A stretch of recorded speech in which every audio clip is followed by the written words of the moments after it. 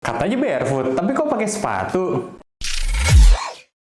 Halo guys, Dimas di sini dan gue excited banget karena bulan ini gue mau review lagi sepatu barefoot. Ya, gue berharap kalian udah mulai bisa naker sih gimana benefit barefoot itu. Kalau gue lihat kalian teman-teman para runner gitu ya, yang baru masuk ke running kemudian milih barefoot instead of pakai sepatu-sepatu reguler biasanya dan mulai cerita-cerita tuh speak up di TikTok, speak up di Instagram Reels gitu. Gue seneng banget akhirnya banyak exposure tentang barefoot ini. Dan salah satunya nih yang ke highlight adalah brand Piop. Ini brand lokal yang menurut gue sangat-sangat menarik. Dan disclaimer aja, gue bener-bener ngerasa Piop ini tuh entry yang bagus buat kalian masuk barefoot. Nah, di sini ada Piop pada. Kalau kemarin kita udah bahas versi sendalnya, sekarang versi sepatunya. Ini buat have fun aja ya, karena kalau kalian perhatiin beberapa minggu ke belakang, Converse itu ngumumin Run Star Trainer kalau nggak salah namanya, yang desainnya mirip banget sama pada ini. Dan for the record,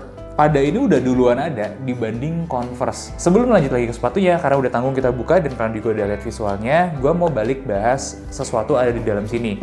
Jadi, kalau kalian mau pakai sepatu barefoot, itu bakal ngagetin experience-nya. Sesuatu yang bener-bener beda lah, different animal. Makanya, Piop dengan manisnya memberikan insole tambahan buat kalian transisi.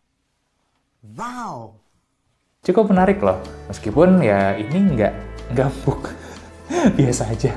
Ini dimaksudkan biar ada sedikit lah bantalan sebelum solnya. Karena kan kalau sepatu barefoot itu langsung alas aja.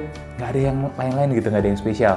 Nah jadi ada alas kayak gini tuh kayak ngurang-ngurangin lah sedikit rasa aneh yang pertama kali dirasakan ketika masukin kaki ke sini. Oke, tanpa perlu lama-lama lagi, langsung aja kali ya kita gas udah sepatunya.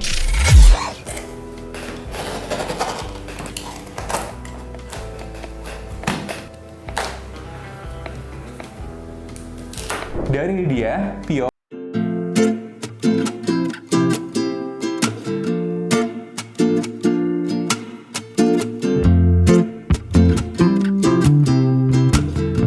Karena di sini ya, di bukunya diklaim kalau ini tuh materialnya kanvas dengan nabak. Kanvasnya sih kelihatan ya, visible. Kita juga coba tes Dremel, dan hasilnya kayak gini. Ini kanvasnya cukup kuat, dan begitu pun dengan nabaknya. Cukup kuat hasil Dremelnya. Jadi ini tuh sepatu yang cukup tough ternyata ya dari segi upper. Dan gimana dengan keaslian si nabaknya? Ini udah gue coba tes bakar, berubah warna iya, kayaknya finishingnya ini yang keangkat, yang kebakar, kemudian ke expose bagian grain di dalam-dalamnya.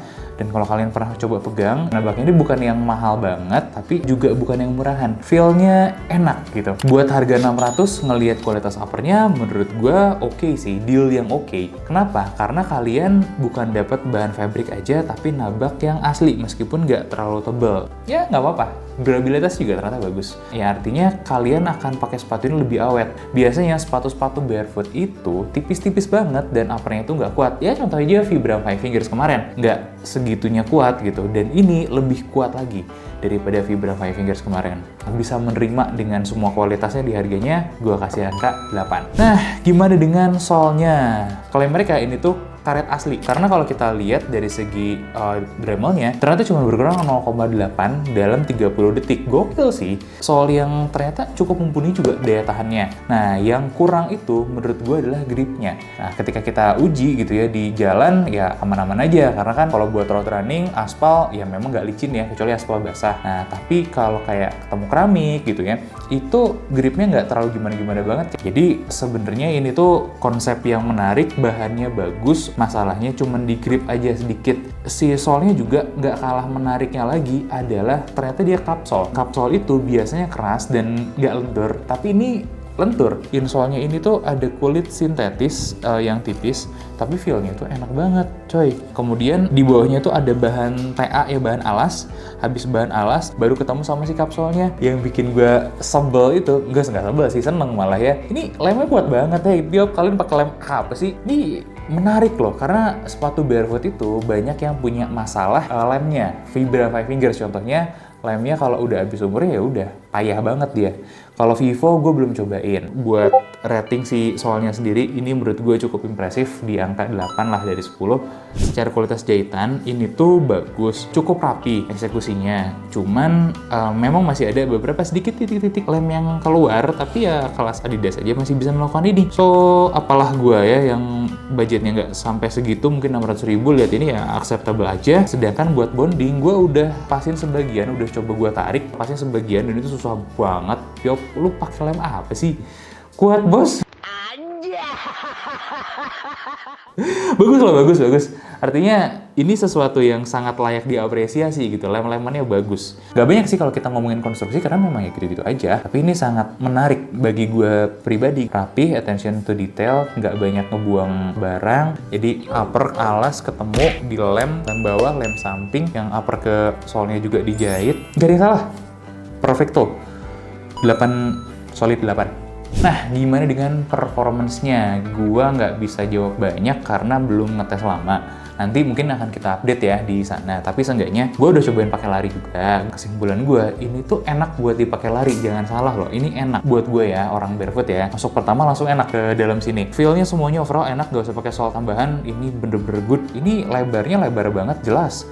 Heel dropnya 0, enak juga dipakai jalan, nggak ada overlay cushion, ya bener-bener ini sepatu barefoot tok. Gimana ya, untuk performance jujur ini jadi kerasa subjektif ya, karena banyak data-data yang harus ditambahkan lagi, tapi ya udah nggak apa-apa ya.